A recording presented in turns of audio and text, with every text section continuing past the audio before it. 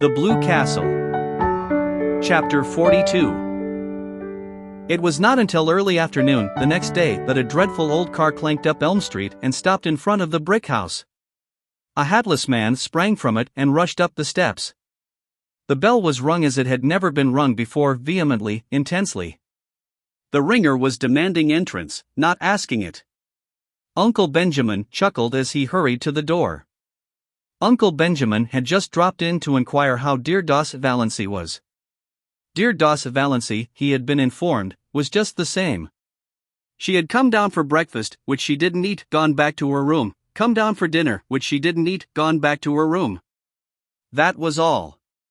She had not talked. And she had been let, kindly, considerately, alone. Very good. Redfern will be here today, said Uncle Benjamin. And now Uncle Benjamin's reputation as a prophet was made. Redfern was here, unmistakably so. Is my wife here? He demanded of Uncle Benjamin without preface. Uncle Benjamin smiled expressively. Mr. Redfern, I believe? Very glad to meet you, sir. Yes, that naughty little girl of yours is here. We have been.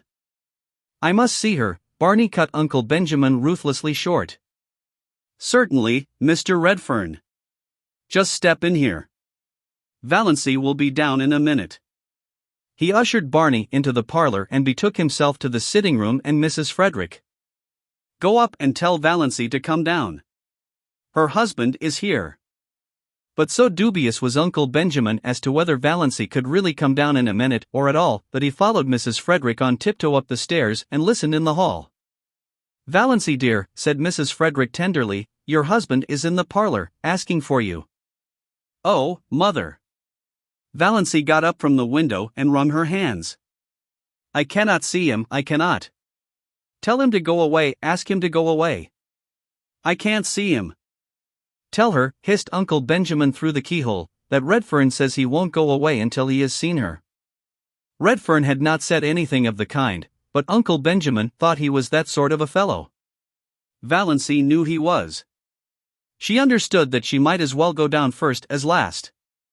She did not even look at Uncle Benjamin as she passed him on the landing. Uncle Benjamin did not mind. Rubbing his hands and chuckling, he retreated to the kitchen, where he genially demanded of Cousin Stickles. Why are good husbands like bread? Cousin Stickles asked why. Because women need them, beamed Uncle Benjamin. Valancy was looking anything but beautiful when she entered the parlor. Her white night had played fearful havoc with her face. She wore an ugly old brown and blue gingham, having left all her pretty dresses in the Blue Castle. But Barney dashed across the room and caught her in his arms. Valancy, darling, oh, you darling little idiot. Whatever possessed you to run away like that? When I came home last night and found your letter, I went quite mad. It was 12 o'clock, I knew it was too late to come here then. I walked the floor all night. Then this morning Dad came, I couldn't get away till now. Valancy, whatever got into you? Divorce, forsooth. Don't you know? I know you only married me out of pity, said Valancy, brushing him away feebly. I know you don't love me, I know. You've been lying awake at 3 o'clock too long, said Barney, shaking her. That's all that's the matter with you. Love you. Oh, don't I love you? My girl, when I saw that train coming down on you I knew whether I loved you or not. Oh, I was afraid you would try to make me think you cared, cried Valancy passionately. Don't. I know. I know all about Ethel Traverse, your father told me everything. Oh, Barney, don't torture me. I can never go back to you. Barney released her and looked at her for a moment. Something in her pallid, resolute face spoke more convincingly than words of her determination. Valancy, he said quietly, Father couldn't have told you everything because he didn't know it. Will you let me tell you everything? Yes, said Valancy wearily. Oh, how dear he was. How she longed to throw herself into his arms. As he put her gently down in a chair, she could have kissed the slender, brown hands that touched her arms. She could not look up as he stood before her. She dared not meet his eyes. For his sake, she must be brave. She knew him, kind, unselfish. Of course he would pretend he did not want his freedom. She might have known he would pretend that, once the first shock of realization was over. He was so sorry for her, he understood her terrible position.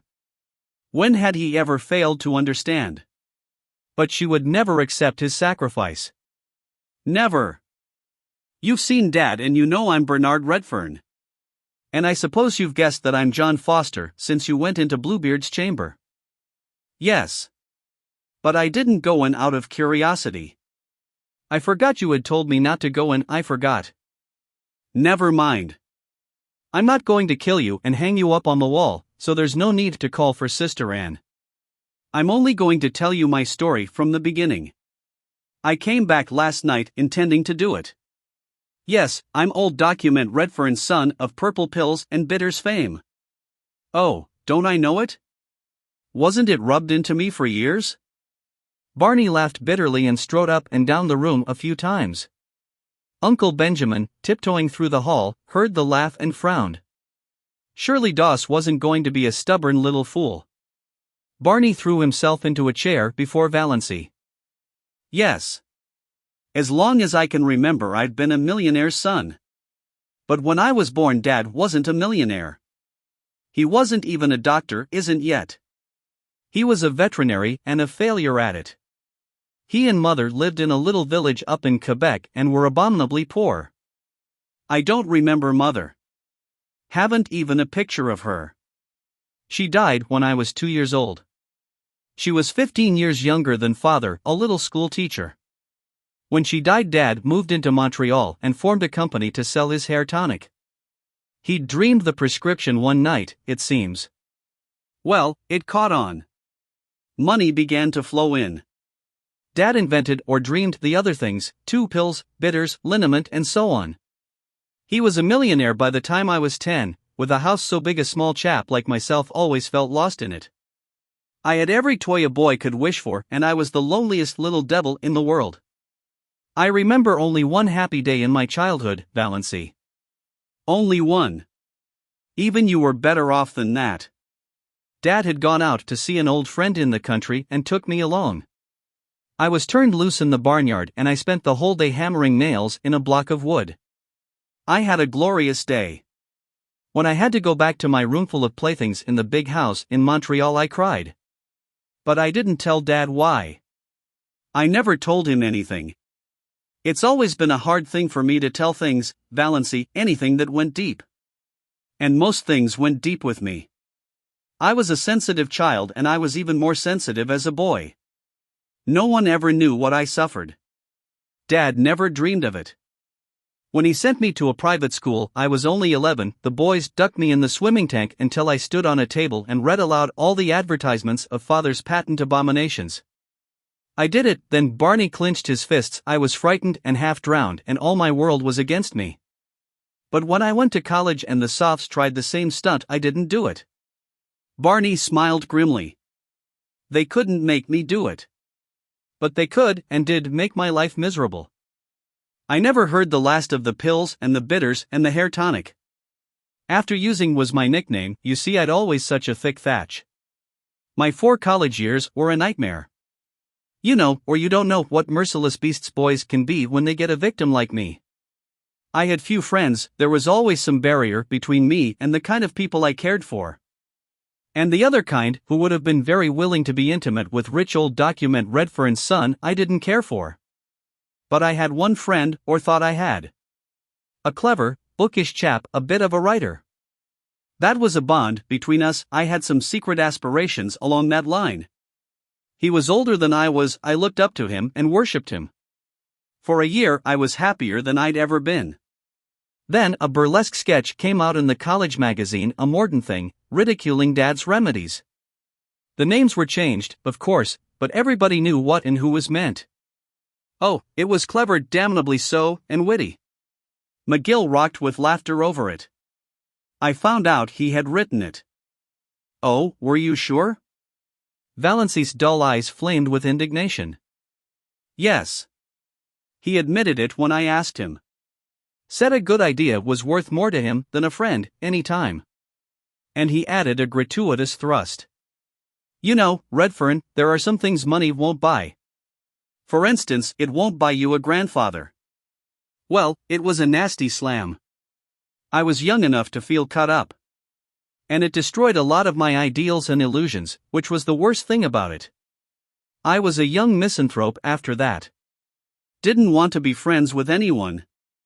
And then, the year after I left college, I met Ethel Travers. Valancy shivered. Barney, his hands stuck in his pockets, was regarding the floor moodily and didn't notice it. Dad told you about her, I suppose. She was very beautiful. And I loved her. Oh, yes, I loved her. I won't deny it or belittle it now. It was a lonely, romantic boy's first passionate love, and it was very real. And I thought she loved me. I was fool enough to think that. I was wildly happy when she promised to marry me. For a few months. Then I found out she didn't. I was an involuntary eavesdropper on a certain occasion for a moment. That moment was enough.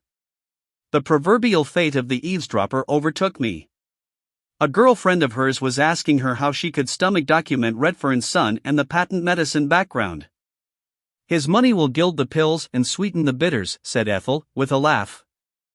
Mother told me to catch him if I could. We're on the rocks. But Pa. I smell turpentine whenever he comes near me. Oh, Barney, cried Valancy, wrung with pity for him. She had forgotten all about herself and was filled with compassion for Barney in rage against Ethel Travers. How dared she? Well, Barney got up and began pacing round the room. That finished me. Completely. I left civilization and those accursed dopes behind me and went to the Yukon. For 5 years I knocked about the world in all sorts of outlandish places. I earned enough to live on. I wouldn't touch a cent of Dad's money. Then one day I woke up to the fact that I no longer cared to hang about Ethel, one way or another. She was somebody I'd known in another world, that was all. But I had no hankering to go back to the old life. None of that for me. I was free and I meant to keep so. I came to Mistawey's, saw Tom McMurray's Island. My first book had been published the year before, and made a hit. I had a bit of money from my royalties. I bought my island. But I kept away from people. I had no faith in anybody. I didn't believe there was such a thing as real friendship or true love in the world, not for me, anyhow, the son of purple pills. I used to revel in all the wild yarns they told of me. In fact, I'm afraid I suggested a few of them myself. By mysterious remarks which people interpreted in the light of their own prepossessions. Then you came. I had to believe you loved me, really loved me, not my father's millions. There was no other reason why you should want to marry a penniless devil with my supposed record. And I was sorry for you. Oh, yes, I don't deny I married you because I was sorry for you. And then I found you the best and jolliest and dearest little pal and chum a fellow ever had. Witty, loyal, sweet. You made me believe again in the reality of friendship and love. The world seemed good again just because you were in it, honey.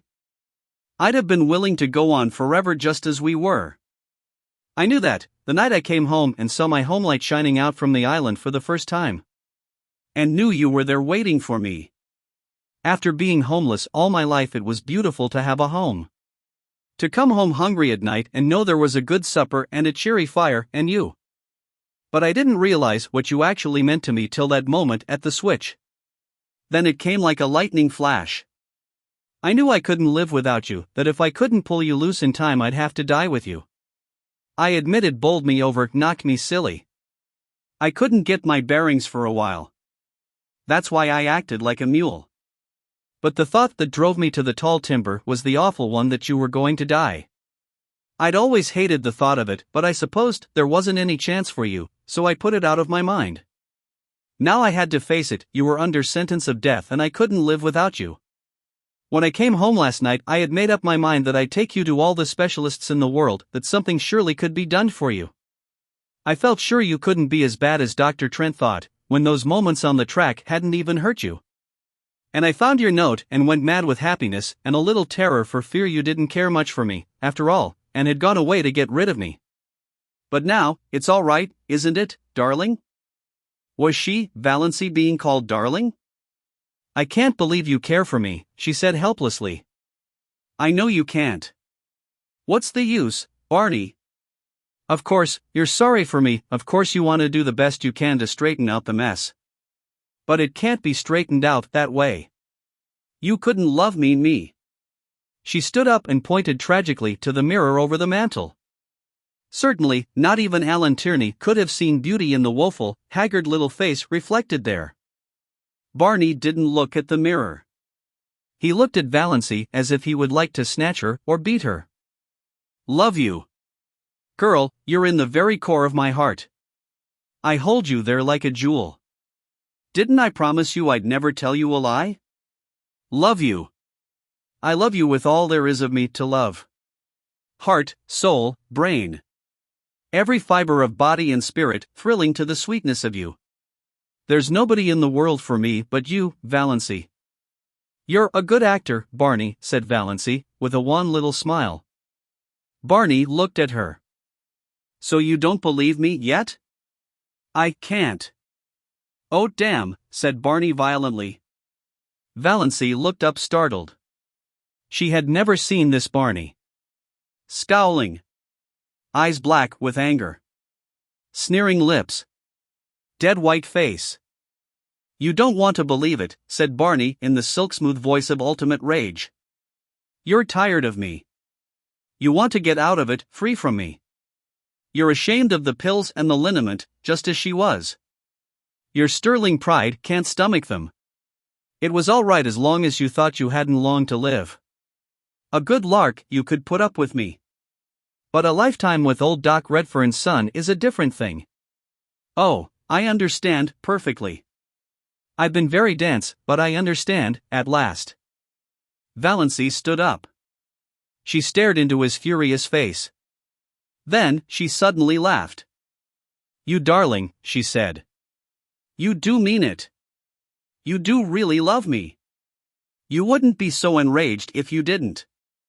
Barney stared at her for a moment. Then he caught her in his arms with the little low laugh of the triumphant lover. Uncle Benjamin, who had been frozen with horror at the keyhole, suddenly thawed out and tiptoed back to Mrs. Frederick and Cousin Stickles. Everything is all right, he announced jubilantly. Dear little Doss. He would send for his lawyer right away and alter his will again. Doss should be his sole heiress. To her that should certainly be given. Mrs. Frederick, returning to her comfortable belief in an overruling providence, got out the family Bible and made an entry under marriages.